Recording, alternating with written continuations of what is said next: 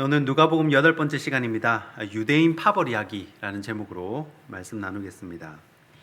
자, 유대인들에게 가장 큰 영향을 끼쳤던 고시대의 세 부류의 파벌이 있습니다. 세 부류. 바리새파, 에세네파, 또 사두개파. 이 세 부류의 파벌이 이제 생긴 유래가 이렇습니다.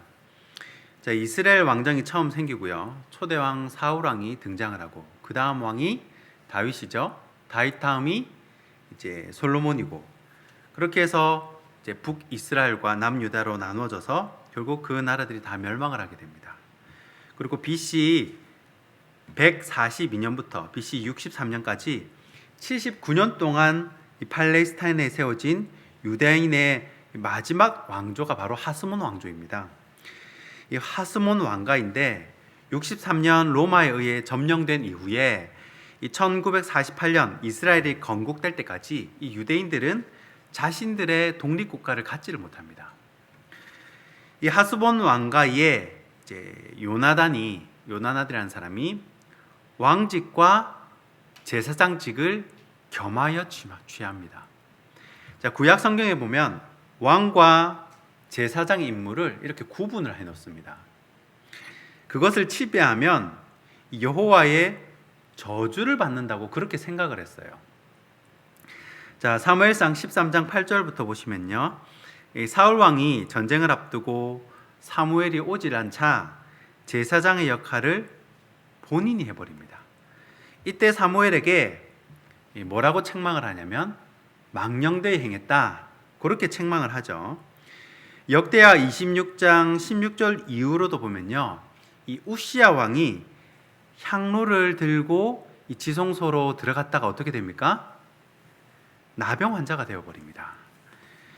그러니까 이스라엘 입장에서는 이 왕과 제사장을 겸직하는 것은 있을 수가 없는 일입니다. 그래서 이스라엘의 경건한 사람들이 이 하스몬 왕가의 반기를 드는 겁니다. 아닌 건 아닌 거다. 물론 소수겠죠. 그 반기를 든 사람은 소수예요.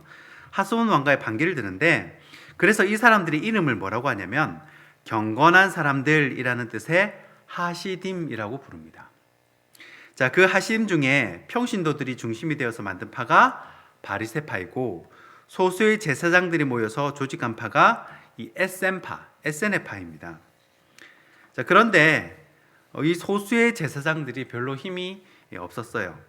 동굴에서 주로 은둔 생활을 합니다. 자, 금욕 생활을 하면서 어떤 생각이 들겠습니까? 종말론적인 그런 생각을 가지게 되는 겁니다. 아유, 주님 빨리 오셨으면 좋겠다. 빨리 이 세상 끝났으면 좋겠다. 그런 종말론적인 생각을 가지게 된 거예요. 자, 현실의 기득권을 다 포기하고 이렇게 사는 사람들은 다수가 아니에요. 그냥 이 지조와 절개를 지키는 소수의 사람일 뿐입니다. 대부분의 제사장들과 예루살렘의 고위층들은요, 이 하스몬 왕가에 동조를 합니다. 다 힘 있는 쪽으로 가게 되어 있거든요. 그래서 하스몬 왕가가 제사장을 하든 율법을 어기든 말든 다 묵인하고 그냥 좋은 게 좋은 거다, 이런 식으로 오히려 동조를 합니다. 이들은 현세주의자들, 오직 현실만 중요하다는 그런 사람들입니다. 그래서 이 주석에 보면 정치적 기회주의자 이렇게 표현을 하거든요. 그리고 친로마파의 기득권층이자 외세에 결탁해서 부를 이룬 자들입니다. 이 종교적으로는 거룩한 보수주의지만 정치적으로는 또 기회주의자 이렇게 분류가 됩니다. 그러니까 신앙의 지조고 절개고 뭐 그런 거 없어요. 당시 정권에 비위를 맞춰주면서 상류계급에 속하게 되는 거예요. 계속. 이 사두개파 사람들은요, 현세주의자들이기 때문에 당연히 내세나 부활에 대해서 관심이 없었을 뿐만 아니라 믿지도 않았습니다.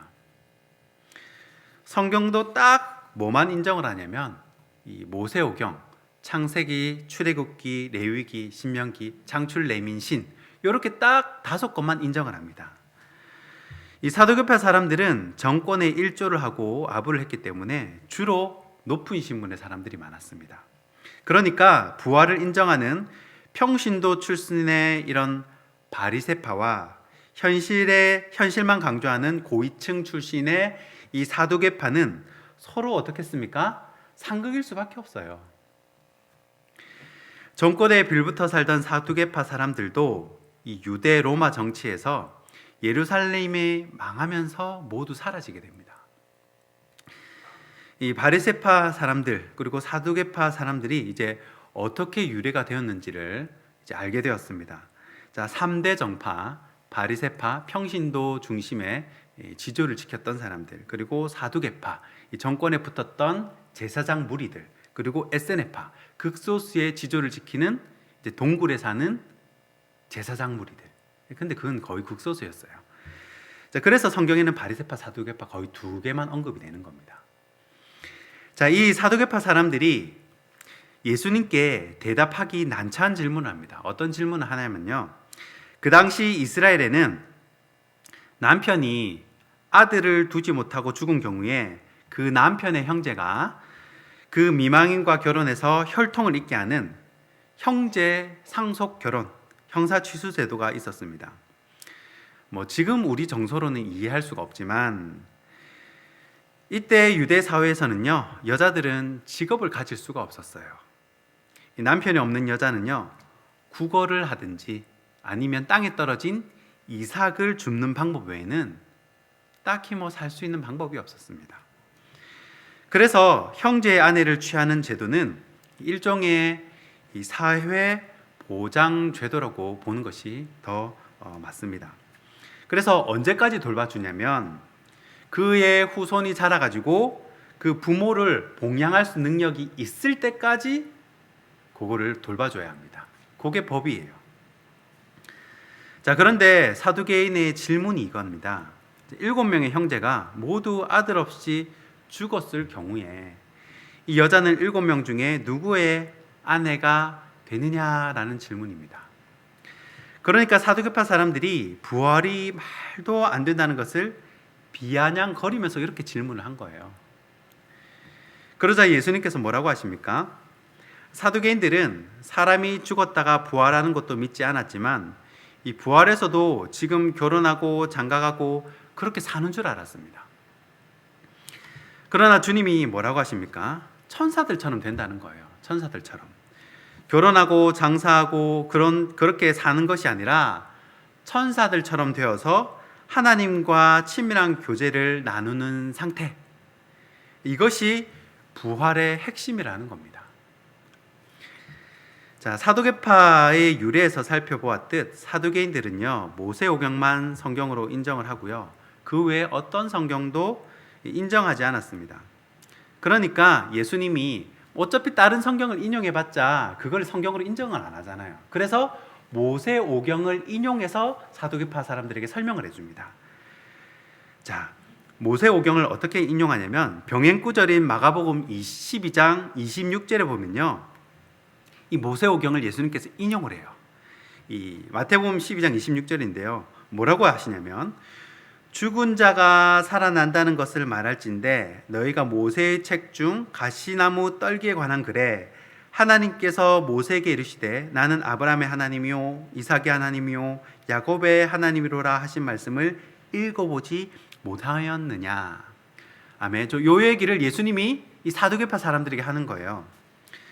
자, 요 대목은요, 모세의 소명작인 출애굽기 3장에 나오는 내용입니다.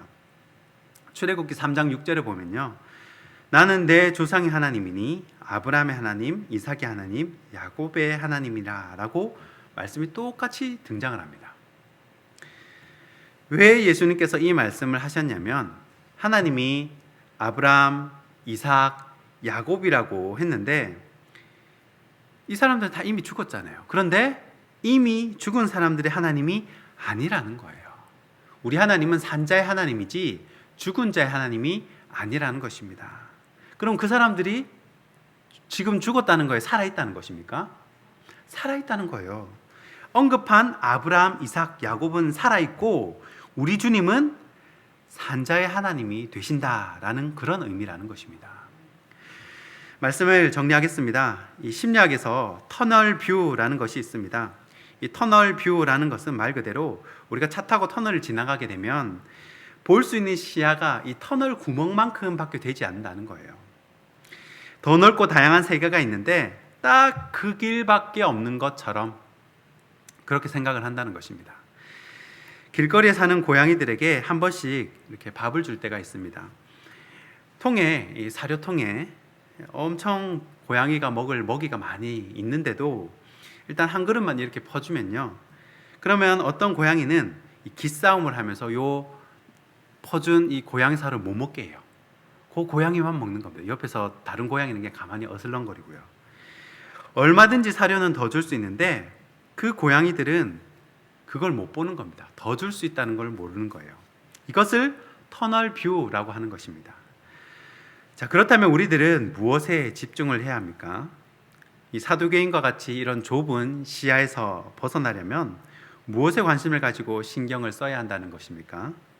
오늘 예수님의 말씀처럼 성경을 알고 또 하나님의 능력을 알아야 합니다. 이 둘을 알고 깨닫게 되면 이 터널 뷰와 같은 이 좁은 시야로 사는 것이 아니라 넉넉한 마음으로 풍성히 누리며 살 수 있다는 것입니다. 오늘 하루도 하나님의 풍성한 능력을 경험하는 저와 여러분이 되길 주님의 이름으로 축원하고 축복합니다. 기도하겠습니다.